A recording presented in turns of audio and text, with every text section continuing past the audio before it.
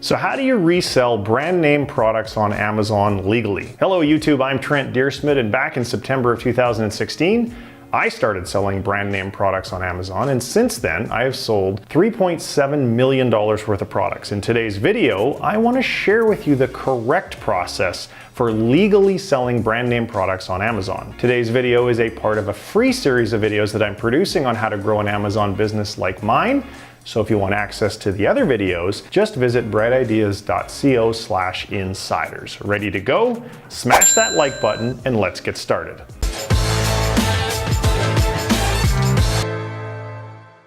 There are a lot of different ways you can sell products on Amazon. The three most popular methods are retail arbitrage, private label, and wholesale. Now, if you're not familiar with the difference between these three methods, you will find a link right down below to another video I created that explains them in more detail. For now, all you need to know is this. With private label, you aren't reselling brand name products. You're just selling your own branded products that you probably bought off of Alibaba. With retail arbitrage, you will be selling brand name products that you bought in a retail store. But if you do it wrong, you'll probably get your account suspended by Amazon.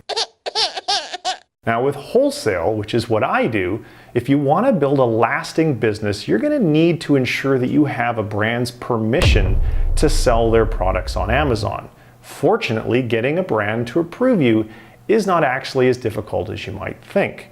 First, you need to have a reseller certificate. To figure out how to do that, all you do is go to Google and type in Reseller Certificate, Idaho, or whatever state that you live in. To be eligible for a resale certificate, you'll need to have an LLC, which you can easily set up for about $100. I use LegalZoom, and if you don't want to use LegalZoom, you can just Google how to create an LLC and you'll find all sorts of ways to do it for about $100. So once you have your legal entity and your resale certificate, all you need to do now is get your supplier's permission. If you're buying from a distributor, you actually don't even need their permission. If they have a policy in place that prevents you from selling on Amazon, they will tell you. If you're buying direct from the manufacturer like we do, and they're brand gated, you're gonna need to get a letter of authorization from the brand that you can then submit to Amazon. The difficulty of getting their permission will depend on how you wanna sell on Amazon. If you're asking for permission to sell using FBA, getting a brand's approval will be a little bit more challenging. If you're asking to sell using FBM,